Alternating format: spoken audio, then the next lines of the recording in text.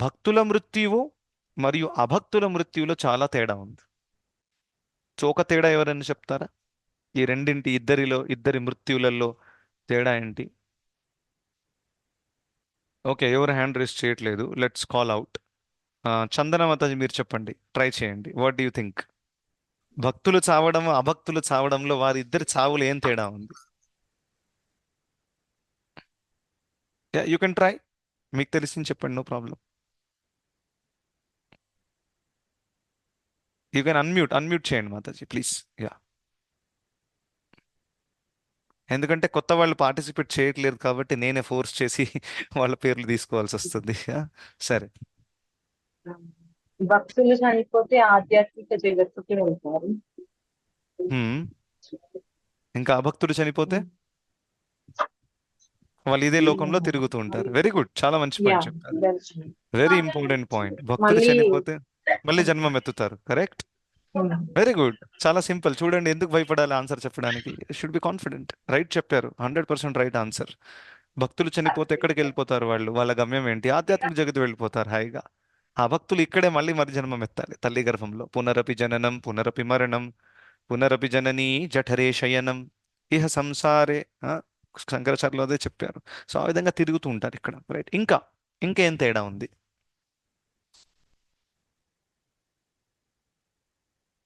ఆ, చెప్పండి రమ్య మాతాజీ. హరే కృష్ణ ప్రభుజీ. హరే కృష్ణ. అంటే భక్తులు నిరంతరం భగవంతుణ్ణి ధ్యానిస్తుంటారు కదా ప్రభుజీ, చనిపోయేటప్పుడు కూడా భగవంతుణ్ణి ధ్యానిస్తూ ఉంటారు. మ్మ్. ఇది కూడా మంచి పాయింట్ క్యాచ్ చేశారు మీరు. సో అంత్యకాలంలో ఉండేటటువంటి మనోభావంలో తేడా ఉంది. చావు టైంలో ఒక మనోభావం ఉంటుంది. భక్తుడి మనోభావం ఎలా ఉంటుంది చావు టైంలో? తను ఎప్పుడు ఆ కృష్ణుడినే తలుస్తూ ఉంటారు. తనకి ఎటువంటి దుఃఖం లేదు. నేను చెప్పచ్చా నేనంతా ఒక్క నిమిషం మాతాజీ, నేను కంప్లీట్ చేసినాక చెప్పండి, ఓకేనా? యా. ఓకే. సో భక్తులు వాళ్ళు అనుకోరు, అయ్యయ్యో నా భార్య పిల్లల్ని వదిలేసి వెళ్ళిపోతున్నాను, వాళ్ళు ఎలా బతుకుతారు నేను లేకుంటే, మా అమ్మాయి పెళ్ళి అవ్వలేదు ఇంకా, ఆ, బ్యాంక్లో బ్యాలెన్స్ లేదు, ఆ, నా ఇల్లు ఇంత కష్టపడి ఆ, ఇల్లు కట్టుకున్నాను, ఇప్పుడు ఆ ఇంట్లో ఉండలేకపోతున్నాను, ఎటువంటి కంప్లైంట్స్ వాళ్ళకుండా అంత్యకాలంలో హాయిగా భగవంతుని తలిచి భగవంతుని తలుస్తూ తలుస్తూ భగవద్ధామానికి వెళ్ళిపోతారు. కానీ అభక్తుల చావు చూడండి ఎంత భయంకరంగా ఉంటుందంటే, ఆ, ఎందుకంటే అభక్తులు చస్తే వాళ్ళని తీసుకురావడానికి యమదూతులు వస్తారు. ఆ యమదూతులు చాలా భయంకరంగా ఉంటారు చూడ్డానికి. అక్కడే ఆ చావు సమయంలోనే చాలా మంది అక్కడ మలమూత్ర విసర్జన కూడా చేసేస్తారు చావులో. అంత భయంకరంగా ఉంటారు. ఎందుకంటే చాలా పాపాత్ములు ఎవరైనా ఉంటే వాళ్ళకి యమదూతులు డైరెక్ట్గా ఫస్ట్ హ్యాండ్ పట్టుకుంటారనమాట. సో ఆ భయం ఒకటి. రెండవది, ఆ భక్తులు అని అంటే సాధారణంగా వాళ్ళకి ఈ భౌతిక జగత్తులో ఇల్లు, కుటుంబం ఇవన్నిటి పట్ల ఆసక్తి ఉంటుంది. అదంతా వదిలేసి వెళ్ళిపోవాలంటే గుండె ఆగిపోయినంత పని అయిపోతుంది అనమాట. అఫ్ కోర్స్ గుండె ఆగిపోయింది కానీ దాని అర్థం ఏంటంటే చాలా బాధ కలుగుతుంది. చాలా బాధ కలుగుతుంది, రైట్? ఇప్పుడు చూడండి, మనం చాలా కష్టపడి ఒక మొబైల్ ఫోన్ కొనుక్కుంటే అది పోగొట్టుకుంటే ఎంత బాధ అవుతుంది మనకి. 50,000 ఐఫోన్ పోగొట్టుకుంటే ఎంత బాధ అవుతుంది. అయ్యయ్యో, రైట్? సో ఆ విధంగా ఒక ఫోన్ పోతేనే అంత బాధ అయితే మొత్తం ప్రాపర్టీ అంతా పోతే ఎంత బాధ రావాలి? సో అంత బాధ వాళ్ళకి కలుగుతుంది. టెన్షన్లో ఉంటారు. ఆసక్తి వల్ల, మోహం వల్ల శోకంలో మునిగిపోతారు. ఇది అభక్తుల యొక్క మనోభావం.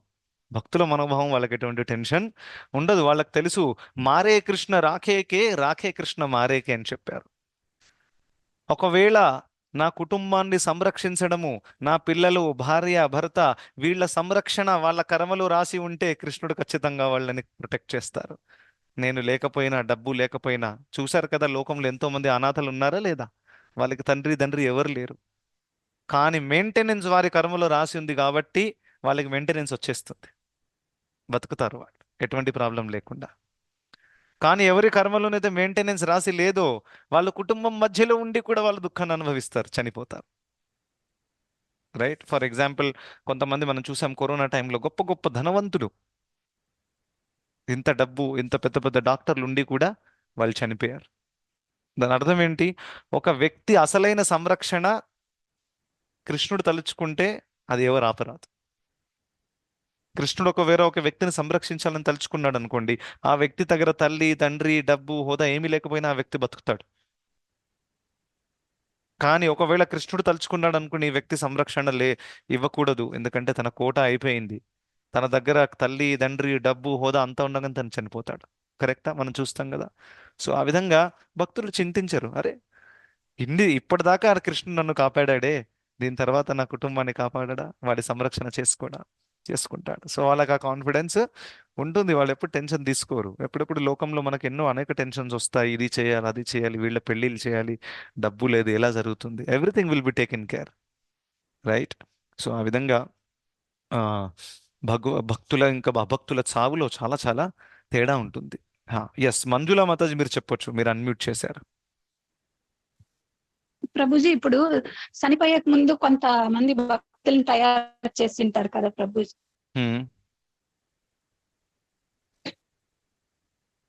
సో మీరు పాయింట్ అదే ఏంటంటే, ప్రభుజీ భక్తులు. మీ పాయింట్ ప్రభుజీ. ఏంటంటే భక్తులు చనిపోయే ముందు వాళ్ళు వెనక మందికి ప్రచారం చేసి భక్తులను తయారు చేశారు, ఇంకా అభక్తులు వాళ్ళు ఎటువంటి ప్రచారం చేసి ఎటువంటి భక్తులను తయారు చేయలేదు, అదా తేడా? ప్రభుజీ. అవును ప్రభుజీ. కరెక్టే, మీరు చెప్పిన తేడా ఓకే. పని మీరు చెప్పిన తేడా ఏంటంటే చావుకు ముందు వచ్చేటటువంటి తేడా చెప్పారు మీరు. చావు టైంలో ఉండేటటువంటి ప్రభుజీ. తేడా, అది ఆ ప్రశ్న నేను అడిగాను. ఓకేనా? But no problem, okay. Good point. Prabhuji.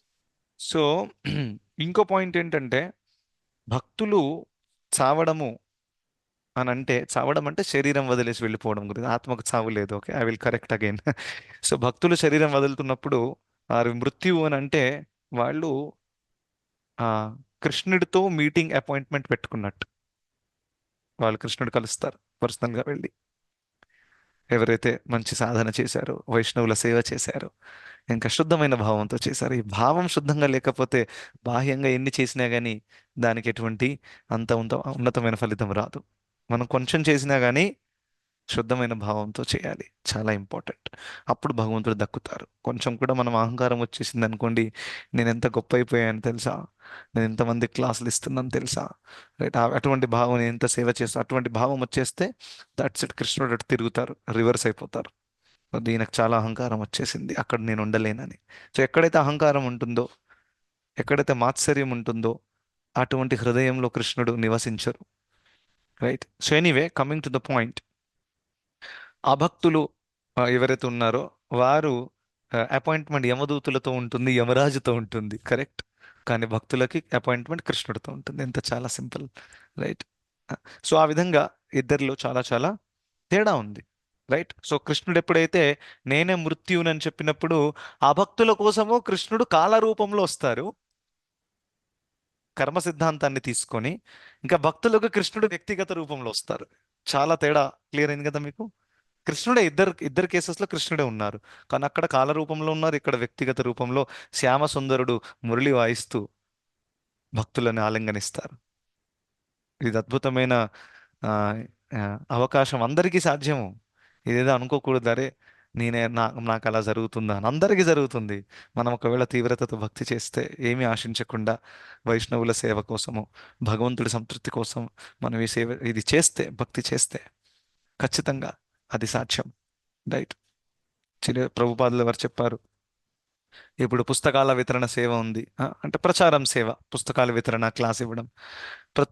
ప్రత్యేకంగా పుస్తకాల వితరణ సేవలో కొన్ని కొన్ని ఇంకా ఫిజికల్ ఎఫర్ట్స్ కూడా చాలా తీసుకోవాల్సి వస్తాయి, రైట్? బయటికి వెళ్ళాలి, ఎండలో నిలబడాలి, స్కూల్లోకి వెళ్ళి ఇవంతా చేయాలి. అయితే ప్రభుపాదుల వారు ఒక విషయం చెప్పారు, ఎవరైతే ఆఖరి క్షణం వరకు ఈ పుస్తకాల వితరణ సేవ చేస్తారో వారిని స్వయంగా చైతన్య మహాప్రభుల వారు వచ్చి తీసుకెళ్తారు. ఆ విధంగా ప్రభుపాదుల వారు మాటిచ్చారు. చైతన్య మహాప్రభుల వారు ఎవరో కాదు, స్వయంగా కృష్ణుడే. సో చైతన్య మహాప్రభుల వారు స్వయంగా రాధా కృష్ణ యొక్క కలయిక అవతారం అన్నమాట. ఆ, అయితే భక్తావతారం భక్తాఖ్యం అని చెప్పారు, తను భక్తావతారం. సో భక్తావతారం అయినప్పటికీ ప్రచారం మీద తను చాలా చాలా ఫోర్స్ ఇచ్చారన్నమాట. ఎవరు? చైతన్య మహాప్రభుల వారు. సును సును నిత్యానంద, సును హరిదాస్, आमार आज्ञाया तुम्ही करहो प्रकाश, प्रति घरे घरे गिया करो ए भिक्षा, बोलो कृष्ण भजो कृष्ण करो कृष्ణ శిక్ష. ఇది చైతన్య చరితామృతంలో వస్తుందన్నమాట ఈ లీల. చైతన్య మహాప్రభులు, నిత్యానంద ప్రభు, హరిదాస్ ఠాకూర్ వీళ్ళందరూ ఉన్నాడు కదా, నిత్య పార్షదులు. వీళ్ళకి చెప్పేవారు, ఇది రండి, నా మాట వినండి, నేను ఒక ఆజ్ఞ ఇస్తున్నాను. ఏంటి ఆజ్ఞ? దయచేసి ప్రతి ఘరే ఘరే గియ్యా కరో ఈ భిక్ష, ప్రతి ఇంటికి వెళ్ళండి, ఎవరిని వదలొద్దు. ప్రతి ఇంటికి వెళ్ళండి, ఏమని చెప్పండి? బోలో కృష్ణ, భజో కృష్ణ, కరో కృష్ణ శిక్ష. అందరూ దయచేసి బోలో కృష్ణ, కృష్ణుడి నామాలు ఉచ్చరించండి, కృష్ణుడిని ఆరాధించండి, కృష్ణుడి సేవలో నెలకొని ఉండండి, కృష్ణుడిచ్చిన ఉపదేశాన్ని పాటించండి. దీని అర్థం ఏంటి? ఇది ప్రచారం, కరెక్టా? అంటే వేరే వాళ్ళకి కృష్ణుడి గురించి చెప్పడం. ఈ సేవ భగవంతుడికి చాలా చాలా ప్రియమైనటువంటిది. 18వ అధ్యాయంలో సర్వధర్మాన్ పరిత్యజ్య అనే ఉన్నతమైన శ్లోకము, చరమ శ్లోకం చెప్పి కూడా దాని తర్వాత ఇంకో విషయం చెప్పి అప్పుడు భగవద్గీతని ముగించారు. ఏంటని? ఎవరైతే ఈ యొక్క మెసేజ్ని వేరే వాళ్ళకి అందిస్తారో వాళ్ళందరికంటే ప్రియమైన వాళ్ళు నాకు. రైట్. సో ఆ విధంగా మనం అనుకోవచ్చు, ప్రభుజీ మరి నేనెలా అందించాలి ఈ మెసేజ్ అని మనకు డౌట్ రావచ్చు. మీరు కేవలం ఒక్క వ్యక్తిని కూడా ఈ ప్రాసెస్తో కనెక్ట్ చేశారనుకోండి, మీరు స్వయంగా క్లాస్ ఇవ్వకపోయినా, మీరు స్వయంగా చేయకపోయినా, కేవలం వాళ్ళకు ఇక్కడ ఒక క్లాస్ నడుస్తుంది రండి, బాగుంటుంది, ఒక్క వ్యక్తిని కన్విన్స్ చేస్తే కూడా అది ప్రచారమే. ఒక ప్రోగ్రాంలో మీరు వచ్చి సేవ చేశారు, అది కూడా ప్రచారం అవుతుంది. ఒప్పుకుంటారా? ఎందుకంటే మేము ఇస్కాన్లో ఎందుకు అన్ని ప్రోగ్రామ్స్ చేస్తాం? ముఖ్యమైన ఉద్దేశం ఏంటి? ఎవరైనా చెప్తారా? గెస్ట్ చేస్తారా? రథయాత్ర, జన్మాష్టమి, నరసింహ చతుర్దశి, రామ్నవమి, మొత్తం సంవత్సరం అంతా ఉత్సవాలే ఉంటాయి. ఎందుకు చేస్తాం? ఇది ముఖ్యమైన ఉద్దేశం ఏంటి? అందరికీ సేవ చాలా అందరూ మంది పాల్గొనాలని ప్రభుజీ కనెక్ట్ సేవలో. చేయడానికి. ఎస్. సో ఇది ఇలాంటి ఉత్సవాలు చేస్తేనే కొత్త వాళ్ళు కనెక్ట్ అవుతారు. అఫ్ కోర్స్ పాత వాళ్ళ కోసం కూడా మీరు చెప్పినట్టు సేవ అవకాశం ఉంటుంది, ఇంకా పోషణ దక్కుతుంది. కానీ దీని ద్వారా కొత్త వాళ్ళకి అవకాశం దక్కుతుంది. ఇప్పుడు ఈ రథయాత్ర మనం చేసాము, ఎంతో మంది కొత్త వాళ్ళు ఇలా చూస్తున్నారు. ఈ 5 నిమిషాల తర్వాత వాళ్ళు కూడా వచ్చి రథయాత్రలో పాల్గొన్నారు. సో కొత్త వాళ్ళు కనెక్ట్ అయ్యారు. ఇస్కాన్ ప్రోగ్రామ్ నడుస్తున్నాయంటే ఇక్కడ తెలిసింది వాళ్ళకి. రైట్. ఎందుకంటే ఇవాళ రేపు జనాలు మందిరానికి రావడం కూడా మానేశారు, టైం లేదంట, అలా పరిస్థితి. సో అందుకనే జగన్నాథుడు మందిరం నుంచి బయటకు వస్తున్నారు రోడ్డు మీదికి. ఇప్పుడే వచ్చానయ్యా, కనీసం ఇప్పుడైనా రండి నా దగ్గరికి అని. అంత కృప కలిగిన జగన్నాథుడు. మందిరంలో నుండి ఎప్పుడు కూడా ఏ విగ్రహం బయటికి రాదు, ఇది రూల్ కానే కాదు. రాధాకృష్ణుడి విగ్రహం ఫిక్స్. ఒక్కసారి స్థాపన జరిగిందంటే 1000 సంవత్సరాల తర్వాత కూడా విగ్రహాలు అక్కడే ఉంటాయి, బయటికి రావు విగ్రహాలు. గౌరనితాయి విగ్రహాలు బయటికి రావు. ఏకైక విగ్రహాలు జగన్నాథ, బలదేవ, సుభద్ర. చాలా చాలా కరుణ కలిగిన వాళ్ళు. పతిత పావన జగన్నాథ్. పాపాత్ములు లేకపోతే నాస్తికులు, ఆ, ఎవరైతే దేవుణ్ణి వద్దు అని అనుకున్నారో, అరే వాళ్ళ ఉద్ధరణ ఎలా జరుగుతుంది? వాళ్ళు ఎప్పుడు మందిరానికి రారు మరి. సరే నేనే బయటికి వెళ్తానని జగన్నాథుడు బయటికి వెళ్తారు. బయటికే కాదు, రోడ్డులోకి, వీధిలోకి కూడా వెళుతున్నారు. కనీసం నన్ను చూడండి, శ్రద్ధ లేకపోయినా నన్ను చూసి ఇలా చేసినా కానీ చాలు, మిమ్మల్ని అనేక పాపాల నుండి నేను కాపాడుతాను అని జగన్నాథుడు బయటకు వస్తారనమాట. సో ఆ విధంగా కొత్త వాళ్ళకి కనెక్ట్ అయ్యే అవకాశం ఉంటుంది. సో ఇలా భగవంతుడికి ఇది చాలా చాలా ప్రియమైనటువంటి సేవ. అయితే ఇటువంటి సేవ ఎవరైతే ఆఖరి క్షణం వరకు చేస్తారో అందులో రిజల్ట్స్ వస్తుందా రావట్లేనా అదే పక్కన పెట్టేయండి. రైట్. మీరు ఒక 2 వ్యక్తులకే క్లాస్ చెప్తున్నారు అనుకోండి, దట్స్ ఇట్. కృష్ణుడి లెక్క ప్రకారం మీరు 100% ఇచ్చారు. సో అటువంటి భక్తులను స్వయంగా చైతన్య మహాప్రభులు వారు వచ్చి తీసుకెళ్తారు. ఎందుకంటే చైతన్య మహాప్రభులు వారి ముఖ్యమైన ఒక ఉద్దేశము ప్రచారం చేయడం. ఈ లోకంలో నేను చాలాసార్లు చెప్తాను క్లాస్లో, ఈ లోకంలో ఏదైనా లోటు ఉంటే అదేంటది? ఆధ్యాత్మికత. ఇంకేం లోటు లేదు యాక్చువల్గా. మనం అనుకుంటాం డబ్బు తక్కువ ఉంది ప్రభుజీ, బడ్జెట్ చాలా పెరిగిపోయింది, గవర్నమెంట్ ట్యాక్స్ చాలా కట్టాల్సి వస్తుంది, ఇది అది, అవన్నీ బాహ్యమైనటువంటిది. ఒకవేళ ఒక వ్యక్తికి దగ్గర ఆధ్యాత్మికత ఉంటే తను ఏ పరిస్థితుల్లో ఆనందంగా ఉంటాడు. ఒప్పుకుంటారా? చాలా సింపుల్. కానీ ఆధ్యాత్మికత లేదు అని అంటే తనకి 10 కోట్లు ఇచ్చినా కానీ తను అలాగే పడి ఉంటాడు. రైట్. చాలా మంది ఫ్రీ మనీ డిస్ట్రిబ్యూట్ చేయడానికి కూడా ఐడియాస్ ఇస్తూ ఉంటారనమాట. ఒక వ్యక్తి చరిత్రలో మార్పు రాకుండా మీరు ఆ వ్యక్తికి ₹1,00,00,000 ఇచ్చారనుకోండి, తను ఏం చేస్తాడు? అవే తప్పు పనులు కంటిన్యూ చేస్తాడు కదా. గవర్నమెంట్ అనుకుంది అనుకోండి, ఇప్పుడు మనం ఏం చేద్దాం, పేదరికాన్ని అంతా తీసేద్దాం, సో ఒక్కొక్క ఇంటికి మనం 10 లక్షలు ఇచ్చేద్దాం ఫ్రీగా, ఇవ్వండి 10 లక్షలు. వాడు వెళ్ళి ఇప్పుడు పెద్ద బ్రాండ్ బియర్ బాటిల్ కొనుక్కుంటాడు, 10 లక్షలు వచ్చాయి కదా, నిన్న ₹100 తాగేవాడిని ఇవాళ ₹500 బియర్ తాగుతాను, ఫ్రీగా డబ్బు వచ్చింది కదా. సో ఆ బియర్ తాగే అలవాటు మానిపించాలి, కానీ ఎక్స్ట్రా డబ్బులు ఇవ్వడం వల్ల ప్రాబ్లం సాల్వ్ అవుతుందా? అవ్వదు కదా. సో గవర్నమెంట్ ఫోకస్ దేని మీద ఉండాలి? వ్యక్తి చరిత్రలో మార్పు తీసుకురావాలి, అప్పుడే సమాజం మారుతుంది. ఎక్స్ట్రా డబ్బులు ఇవ్వడం వల్ల ఎప్పుడు కూడా మారదండి, గుర్తుపెట్టుకోండి. రైట్. సో ఆ విధంగా ఆధ్యాత్మికత లేకుండా ఎవరు కూడా ఆనందంగా ఉండలేరు. సో అందుకనే ఈ ఆధ్యాత్మికతని పంచడమే భక్తుల యొక్క ఉద్దేశం యాక్చువల్గా. ఎందుకంటే ఇది అందరికీ మేలు చేస్తుంది కాబట్టి. సో ఆ విధంగా భక్తులు ఎవరైతే ఏదైనా ఒక సేవలో నెలకొని ఉన్నారు కదా, వాళ్ళ ఆఖరి వరకు ఆ సేవలో నెలకొని ఉంటే అప్పుడు భగవంతుడి సాక్షాత్తు దర్శనము వాళ్ళకి దక్కుతుంది.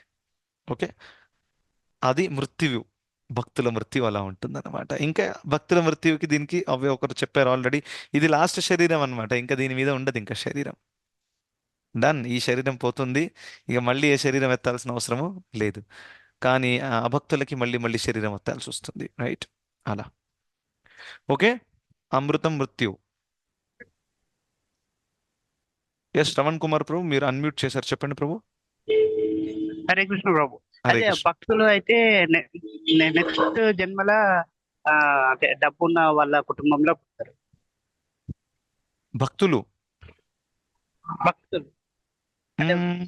ఇంకొక ఇప్పుడు భక్తులు భగవద్ధామానికి వెళ్తారని చెప్తున్నాం కదా మనం. అవును. ఆహా. అంటే ఇది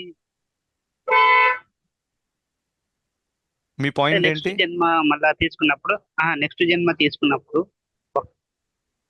ఓకే, సో మీరు చెప్పదలుచుకున్న పాయింట్ ఏంటంటే ఆ భక్తులు ఎవరైతే పూర్తి పరిపక్వత స్థాయిలో లేరు, అటువంటి వాళ్ళకి మళ్ళీ జన్మం ఎత్తాల్సి వస్తుంది.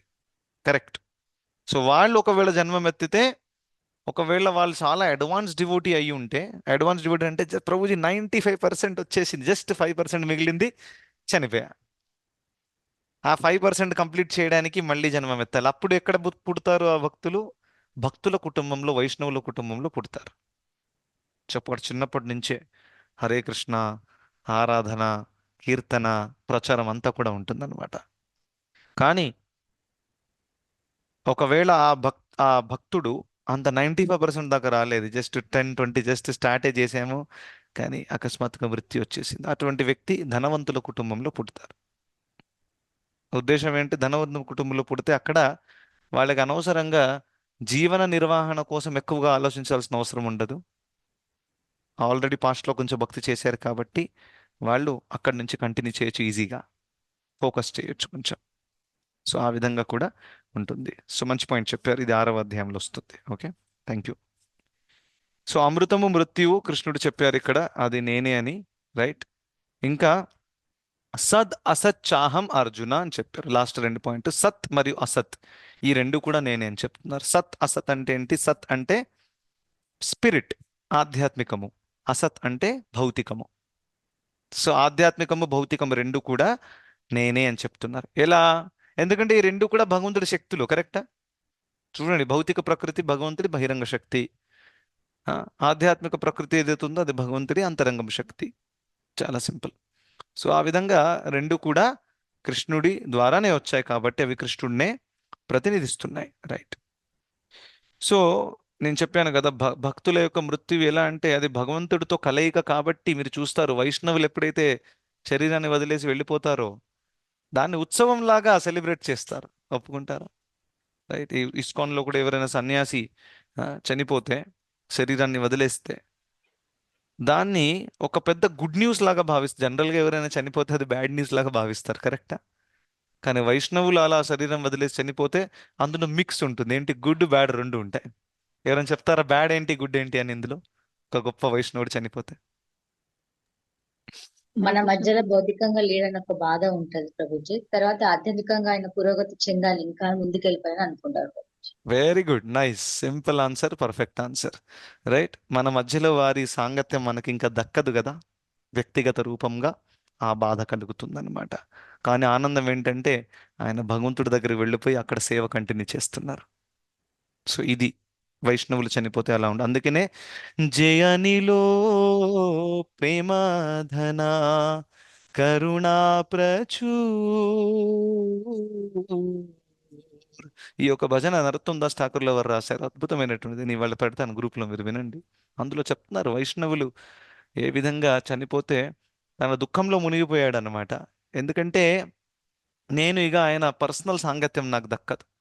ఎందుకంటే ఎప్పుడెప్పుడు ఏముంటుందంటే మనం ఒక వ్యక్తి యొక్క ప్రాముఖ్యత ఆ వ్యక్తిని పోగొట్టుకున్న తర్వాత మనకు తెలుస్తుంది. ఎప్పటిదాకా ఆ వ్యక్తి మనకి ఈజీగా యాక్సెసిబుల్గా ఉంటారో అప్పుడు మనం చాలా లైట్ తీసేసుకుంటాం అంటారు కదా. సో ఆ విధంగా నరోత్తమ్ దాస్ ఠాకూర్ల వారు వారి యొక్క దుఃఖాన్ని వ్యక్తం చేస్తున్నారు. ఏ విధంగా వీళ్ళందరూ కూడా ఇప్పుడు నా మధ్యలో లేరు.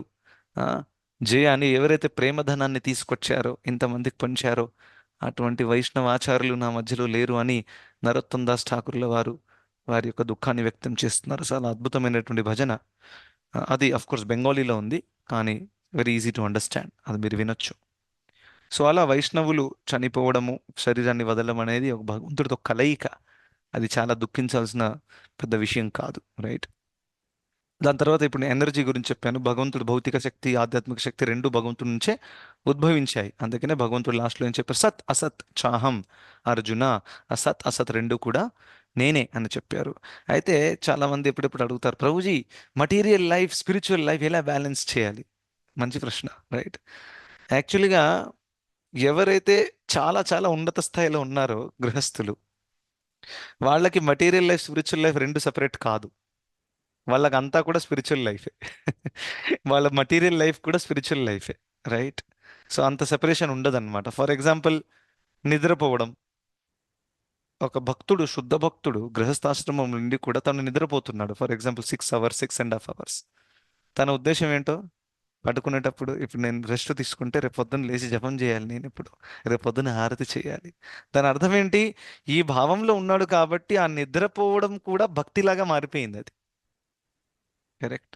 ఏ విధంగానైతే బండి, మనం కారు కొనుక్కున్నప్పుడు ముఖ్యమైన ఉద్దేశం ఏంటి? కారు నడిపి ఆఫీస్కి వెళ్ళడానికి. కానీ దాని మెయింటెనెన్స్ కూడా చేయాల్సి వస్తుంది. పెట్రోల్ పోస్తాం, ఆయిల్ పోస్తాం. సో అది కూడా, అది కారులో ఒక భాగమే, దాన్ని సెపరేట్ చేయరాదు. అదేవిధంగా మనం ఈ శరీరాన్ని మెయింటైన్ చేస్తున్నాం దేనికోసం? కృష్ణుడి సేవ కోసం. సో శరీరాన్ని మెయింటైన్ చేయడం కూడా కృష్ణుడి సేవ అయిపోయింది. సో ఆ విధంగా భక్తులు పడుకుంటున్నారంటే వాళ్ళకి ఉద్దేశం చాలా క్లియర్గా ఉంటుంది, రైట్? అభక్తులు ఎలా పడుకుంటారంటే వాళ్ళు టెన్షన్లో ఉంటారు, ఎప్పుడు ఏదైనా టెన్షన్ నడుస్తుంటుంది. అభక్తులు అంటే వాళ్ళకి ఆధ్యాత్మిక చైతన్యం లేదు, జీవితం ఏంటో తెలియదు, ఇదంతా కూడా శాశ్వతము కాదు అనే విషయం వాళ్ళకి తెలియదు. ఎన్నో టెన్షన్లతో నిద్ర కూడా రాదు వాళ్ళకి చాలాసార్లు. చాలా బేసిక్ రిక్వైర్మెంట్ నిద్ర కూడా లేకపోతే ఎటువంటి మనుషులు, మనం ఒకసారి ఆలోచించండి. అంటే ఒక లెక్క ప్రకారం చూస్తే పశువులు కూడా మనకంటే చాలా బెటర్ అన్నమాట. ఎందుకంటే వాళ్ళకి ఎప్పుడు నిద్ర ప్రాబ్లం ఉండదు. పశువులు టైంకి పడుకుంటే టైంకి లేస్తాయి. పశువులు ఎప్పుడైనా ఆత్మహత్య చేశారా? చూసారా? కుక్క చనిపోయింది, గర్ల్ ఫ్రెండ్ రిజెక్ట్ చేసిందని. ఆ, అలా ఎప్పుడు జరిగింది? ఎప్పుడు పశువులు ఆత్మహత్య చేయవు. ఎప్పుడు పశువులకి ఏమైనా కడుపు ప్రాబ్లం వచ్చిందా? రోజు ఇవాళ నాకు లూజ్ మోషన్స్ అయిపోయాయి, డాక్టర్ల దగ్గర వెళ్తా, డాక్టర్లే లేరు అక్కడ. ఎందుకంటే వాళ్ళు మోతాదుగా తింటారు, మోతాదుగా పడుకుంటారు, అన్ని పర్ఫెక్ట్గా చేస్తారు. మనమే అన్ని మొత్తం పాడు చేసుకుంటున్నాం. అతిగా తినేస్తాము, కడుపు ప్రాబ్లం వస్తుంది, ఒబేసిటీ ప్రాబ్లం వస్తుంది, షుగర్ ప్రాబ్లం వస్తుంది. ఇది మంచిది కాదు అని తెలుసు, ఎక్కువ స్వీట్లు తినకూడదని తెలుసు, అదే తింటాం కావాలని. మరి వస్తాయి కదా రోగాలు. అంటే నాలుక మీద కంట్రోల్ లేదు, కడుపు మీద కంట్రోల్ లేదు. సో ఆ విధంగా అనేక రోగాలు వస్తున్నాయి. ఆ, పశువులకు కూడా స్లీప్ ప్రాబ్లం. మనకి చాలా ఈ కాలంలో స్లీప్ ప్రాబ్లం ఎంత పెరిగిపోయిందంటే అందరూ స్లీపింగ్ పిల్స్ తీసుకొని పడుకోవాల్సి వస్తుంది. ఒక బేసిక్ రిక్వైర్మెంట్ నిద్ర కూడా లేకపోయిందనమాట, లేనటువంటి పరిస్థితి వచ్చింది. అది so called advance society, 21st century. ఎంత ఎదిగాం కదా మనం, నిద్ర లేకుండా పోయిందనమాట, అంత ఎదిగాం మనం, చూడండి. సో ఆ విధంగా ఒక వ్యక్తికి చెప్పాను అనుకోండి, ప్రభుజీ నేను 9:30కి పడుకుంటాను అని అంటే ఆయన సగం మూర్చపోతాడు. ఎలా 9:30కి నిద్ర ఎలా వస్తుందని? అంటే 9:30కి మా డే ఇంకా హాఫ్ డేలో ఉన్నాం, ఇంకా 12 గంటల దాకా డే ఎండ్ అవ్వదు, 9:30కి నిద్ర ఎలా పడుతుందని అడుగుతారు, రైట్? సో ఆ విధంగా స్లీప్ సైకిల్ అంతా కూడా పోయిందనమాట, రైట్? సో ఎనీవే, భక్తులకు ఎలా ఉంటుంది? అభక్తులు నిద్రపోతున్నప్పుడు అనేక టెన్షన్లలో నిద్రపోతారు, నిద్ర రాదు. పొద్దున లేవడానికి కూడా ఎజెండా క్లియర్గా ఉండదు. పొద్దున లేచిన తర్వాత ఇప్పుడు ఏం చేయాలి, ఇవాళ ప్లాన్ ఏంటి, అది కూడా క్లియర్గా ఉండదు. భక్తులు అంటే ఫుల్ సిస్టమేటిక్ టైం టేబుల్ ఉంటుంది. పొద్దున్న లేచారు అని అంటే, అలారం స్టాప్ చేశారు అంటే మొత్తం డే స్టార్ట్ అయిపోయింది. ఇంకా వెంటనే స్నానం చేసి జపమాల తీసుకొని కూర్చొని జపం చేసి ఎంతవరకు అయితే అంతవరకు కుదురుతుందో, మళ్ళీ కిచెన్లో ఏదైనా పనులు ఉంటే చేసుకొని కొంచెం అధ్యయనం చేసి 10 నిమిషాలు భగవద్గీత చదివి పిల్లలకు టిఫిన్లు పెట్టి ఇదంతా చేసి అప్పుడు డే స్టార్ట్ అవుతుంది. ఎంత అద్భుతమైనటువంటిది. వాళ్ళ పిల్లల సేవ కూడా భగవంతుడి సేవలాగా చూస్తారు. భగవంతుడి పిల్లలు యాక్చువల్గా వాళ్ళు, కరే మన పిల్లలు అంటే మనకి తాత్కాలికంగా మనకి ఇచ్చారనమాట, మన కంట్రోల్లో ఇచ్చారు, మీరు చూసుకోండి అని. యాక్చువల్గా వారు ఎవరి పిల్లలు? మనం అందరం కూడా భగవంతుడి పిల్లలు శాశ్వతంగా, రైట్? మీ పిల్లోడికి కూడా తల్లిదండ్రి యాక్చువల్గా కృష్ణుడే. మీకు కూడా తల్లిదండ్రి కృష్ణుడే, మీ తల్లిదండ్రులకు కూడా తల్లిదండ్రి కృష్ణుడే. సో ఆ విధంగా అందరికీ తనే తల్లి తండ్రి. అదే చూసాం కదా ఇప్పుడు, పితాహమస్య జగతో మాతా ధాత పితామహ. సో ఆ భావముతో మనము మన పిల్లల సేవ చేయాలి. అప్పుడేమవుతుందో నిరాసక్తితో చేస్తాం, కర్తవ్య భావంతో చేస్తాం. వాళ్ళు చక్కగా స్పందించకపోయినా దాన్ని సీరియస్గా తీసుకోం. రైట్. ఇంకా ఆ భావం ఉంటే పిల్లల్ని దుర్వ్యవహారం చేయడం అది కూడా జరగదు. ఒప్పుకుంటారా? ఎప్పుడెప్పుడు దుర్వ్యవహారం కూడా జరుగుతుంది పిల్లలతో. కానీ మీరు సరే, భగవంతుడి పిల్లలు, ఎలా నేను దుర్వ్యవహారం చేయాలి, వాళ్ళని చక్కగా ప్రేమతో చూసుకోవాలి, ఆ భావం కూడా చాలా క్లియర్గా వచ్చేస్తుంది. సో ఆ విధంగా భక్తుల జీవితంలో అంటే ఉన్నతమైన భక్తుల జీవితంలో మెటీరియల్ లైఫ్ అనేది సెపరేట్ ఏమి ఉండదు. అంతా కూడా స్పిరిచువల్. కానీ మనం అందరం సాధకులం కాబట్టి మనకి డిఫరెన్షియేట్ చేయాల్సిన అవసరం ఉంది. ఓకేనా? మనం అనుకోకూడదు, ప్రభుజీ నాదంతా స్పిరిచువలే ప్రభుజీ, నేను 4 గులాబ్ జాములు తింటాను, కృష్ణుడి సేవ కోసం తింటున్నాను. ఆ, అలా కాదు. మనం 4 గులాబ్ జాములు తిన్నామంటే అది మన ఎంజాయ్మెంట్ కోసం తిన్నాం, అది వేరే విషయం. రైట్. సో మనం ఆ స్థాయిలో లేము, మనము సాధకులము. సో మనం రెండు బ్యాలెన్స్ చేయాలి. Right? మన ఆఫీస్ బ్యాలెన్స్ చేయాలి, మన ఫ్యామిలీ బ్యాలెన్స్ చేయాలి, మన హెల్త్ బ్యాలెన్స్ చేయాలి. అట్ ద సేమ్ టైం మన జపము, స్వాధ్యాయము, ఆ, భగవంతుడి సేవ ఇది కూడా బ్యాలెన్స్ చేయాలి. రైట్. కానీ మెల్లిమెల్లిగా వెళ్ళి ఒక స్థాయి వచ్చేస్తుంది ఎక్కడైతే అంతా కూడా స్పిరిచువల్, ఇంకా సెపరేట్ మెటీరియల్ ఏమీ లేదు. రైట్. సో ఆ విధంగా ఆ, అసత్ అసత్, మటీరియల్ స్పిరిచువల్ రెండు కూడా కృష్ణుడి నుంచి ఉద్భవించాయి. ఉన్నతమైన భక్తులకి రెండు సమానమే, ఎటువంటి తేడా ఉండదు. ఓకే. సో ఇవాళకి మనం ముగిద్దాం. ఇంకొక పాయింట్ ఉంది కానీ సమయం అయిపోయింది కాబట్టి, or else I will tell it. Class అయిపోయింది, మీరు లాగౌట్ చేయొచ్చు ఎవరికైతే సమయం అయిపోయిందో. ఆ, ఇంకోటి జస్ట్ చిన్న పాయింట్ ఏంటంటే, ఇదే దృష్టిలో ఆ, 3 రకాల భక్తులు ఉంటారు 3 స్థాయిలలో. రైట్. ఒకటి కనిష్ట అధికారి, మధ్యమ అధికారి, ఉత్తమ అధికారి అని. సో కనిష్ట అధికారి అంటే బిగినర్ భక్తుడు అంటే తనకి ఎలా ఉంటుందంటే, నేను భగవంతుడు, దాట్స్ ఇట్, ఇద్దరము, మధ్యలో ఎవరు వద్దు మాకు. మధ్యలో ఈ భక్తులు వస్తారు, ఈ గురువులు వస్తారు, ఈ కౌన్సిలర్లు వస్తారు. ఈ కౌన్సిలర్ గొడవ ఎందుకు నాకు, ఆ, ఈ గురువుల గొడవ ఎందుకు, ఎందుకు గురువు మాట వినాలి, నేను భగవంతుడికి డైరెక్ట్గా ప్రేయర్ చెప్పేస్తాను. అది కనిష్ట అంటే భక్తుడే తను కూడా, భగవంతుడి పట్ల శ్రద్ధ ఉంది, కానీ కనిష్ట అధికారికి భక్తుల పట్ల శ్రద్ధ ఉండదు, భక్తులను చాలా లైట్గా తీసేసుకుంటారు. రైట్. అక్కడ భగవంతుడి దర్శనం చేస్తున్నప్పుడు ఒక కళ్ళ నుంచి నీళ్ళు వచ్చేస్తాయి, ఇంకా ఇక్కడ వచ్చి భక్తులతో దుర్వ్యవహారం చేస్తారు. రెండిట్లో కన్ఫ్యూజ్ అయిపోతారు. "అరే, ఈయన ఇంత భక్తుడు అంటారు, ఇలా మాట్లాడుతున్నాడు, ఇంత కోపం ఉంది ఈయనకి." కరెక్టా? చాలా తేడా. ఇది కనిష్ట అంటే బిగినర్ వాళ్ళకి భక్తుల విలువ తెలియదు, భక్తులను చాలా లైట్గా తీసేసుకుంటారు వాళ్ళు. రైట్. అందుకనే వాళ్ళు ఎప్పుడు కూడా ఒక సీనియర్కి సరెండర్ అవ్వడం ఇదంతా అవ్వదు. ఎందుకు సరెండర్ అవ్వాలి? సరెండర్ అవుతే మళ్ళీ అంటారు, మీ సాధన చాట్ పంపండి, మాలలు చేస్తున్నారా అని అడుగుతారు, రోజు రీడింగ్ చదువుతున్నా అని అడుగు. ఇదంతా తలకాయ నొప్పి ఎందుకు? నేను భగవంతుడు డైరెక్ట్ 1-on-1, అది కరెక్ట్ ప్రాసెస్ కానే కాదు. మనం డైరెక్ట్గా భగవంతుడి సేవ చేసే స్థాయిలో లేనే మనకు అర్హత లేదు యాక్చువల్గా. అదేది శ్రీల ప్రభుపాదుల వారు, ఆచార్యులు, గొప్ప భక్తుల యొక్క ఆశీర్వాదం వల్ల మనకి ఆ సేవ చేసే అవకాశం దక్కుతుంది. రైట్. సో ఇది కనిష్ట అధికారి. సో కనిష్ట అధికారి భక్తులను భౌతిక దృష్టితో చూస్తారు, వాళ్ళ విలువ తెలీదు. భక్తులంటే పరమ కరుణ కలిగిన వాళ్ళు, ఉన్నతమైన భక్తులు. కేవలం భక్తుల ప్రసన్నత ద్వారా కూడా మనం భగవద్ధామాన్ని వెళ్ళిపోవచ్చు, అంత పవర్ఫుల్ అనమాట. సో ఆ విధంగా కనిష్ట అధికారులు భక్తుల విలువ తెలియదు. సెకండ్ ఏంటంటే మధ్యమ అధికారి. మధ్యమ అధికారి అంటే ఖచ్చితంగా కొంచెం ఉన్నత స్థాయిలో ఉన్నప్పటికీ. ఎస్ మాతాజీ, ఏమైనా ప్రశ్న ఉందా? మీరు అన్మ్యూట్ చేశారు. సుమన వర్షిత, అనంతలక్ష్మి మాతాజీ. ఓకే. లేదు సో ప్రభుజీ, హరి కృష్ణ. ఓకే. ఇంకా మధ్యమ అధికారి అని అంటే వీళ్ళు కొంచెం ఉన్నత స్థాయిలో ఉన్నవాళ్ళు. ఇంకా అందరినీ మంచిగా, భగవంతుడి భక్తులను మంచిగా రెస్పెక్ట్ చేస్తారు, అథారిటీని స్వీకరిస్తారు, వాళ్ళకి రిపోర్ట్ చేస్తారు, గైడెన్స్ తీసుకుంటారు. ఇంకా మధ్యమాధికారి ప్రచారం కూడా చేస్తారు. రైట్. ఎందుకంటే కరుణాభావం ఉత్పన్నమవుతుంది. ఇంకా మధ్యమాధికారి భక్తుల అభక్తుల మధ్య తేడాని ఈజీగా చూడగలుగుతారు. ఆ తేడా చూసి భక్తుల సాంగత్యం మాత్రమే చేస్తారు. ఎవరు? మధ్యమాధికారి. అర్థమైందా? సో ఫర్ ఎగ్జాంపుల్, సొసైటీలో లేకపోతే ఆఫీస్లో ఎక్కడైనా అభక్తులు కనిపిస్తే మధ్యమాధికారి అర్థమయ్యేది, ఈయన అభక్తుడు, ఈయన సాంగత్యం నేను చేయకూడదు, దూరంగా ఉంటారనమాట. రైట్. సేఫ్గా ఉంటారు. కానీ ఉన్నతమైనది ఉత్తమాధికారి, మూడవది. వీళ్ళు ఎంత ఉన్నతమైన ఫర్ ఎగ్జాంపుల్ శ్రీల ప్రభుపాదుల వారు, రామానుజాచార్యుల వారు, మధ్వాచార్యుల వారు, వీళ్ళు ఎంత ఉన్నత స్థాయిలో ఉన్నారంటే వీళ్ళకి భక్తుల మధ్య అభక్తుల మధ్య తేడానే తెలియదు. అందరిని భక్తుల్లాగా చూస్తారు, అందరికీ వారి సాంగత్యాన్ని ఇవ్వడానికి వెళ్తారు. తేడా చూసారా? సాంగత్యం తీసుకోవడం వేరు, సాంగత్యం ఇవ్వడం వేరు. ఒకవేళ శ్రీల ప్రభుపాదుల వారు ఒక తాగుబోతుతో గంటసేపు మాట్లాడుతున్నారు, సాంగత్యం తీసుకుంటున్నారా ఇస్తున్నారా? ఎవరు చెప్తారు? సాంగత్యం ఇస్తున్నారు. సాంగత్యం ఇస్తున్నారు ప్రభుజీ. ఇస్తున్నారు. కరెక్టా? ఇస్తున్నారు. ఆ ఇవ్వడం వల్ల ఆ తాగుబోతు భక్తుడైపోతాడు. ఉన్నది ఉత్తమాధికారులు ఎప్పుడు కూడా అందరినీ పొటెన్షియల్ భక్తుల్లాగానే చూస్తారు. అరే ఈయన తాగుబోతు సరే, కానీ నేను కృష్ణుడి గురించి చెప్తాను, ఈయన కూడా భక్తుడైపోతాడు అని వాళ్ళ సాంగత్యం కూడా చేస్తారు. కానీ వారికి సాంగత్యం ఇవ్వడానికి, తీసుకోవడానికి కాదు. రైట్? మనలాంటి వాళ్ళు, మనం సాధకులము, మనం ఎక్కువగా అలాంటి వాళ్ళ సాంగత్యం చేసామనుకోండి, వెంటనే మనసులో అంత చెత్త జమ అయిపోతుంది. కరెక్టా కదా? ఎప్పుడెప్పుడు తెలుస్తుంది కదా మనకి. మన భక్తులతో దూరం ఉండి ఎక్కువగా ఇటువంటి వాళ్ళతో ఒక వారం రోజులు ఉన్న తర్వాత మన మనసు చూడండి ఎలా ఉంటుంది.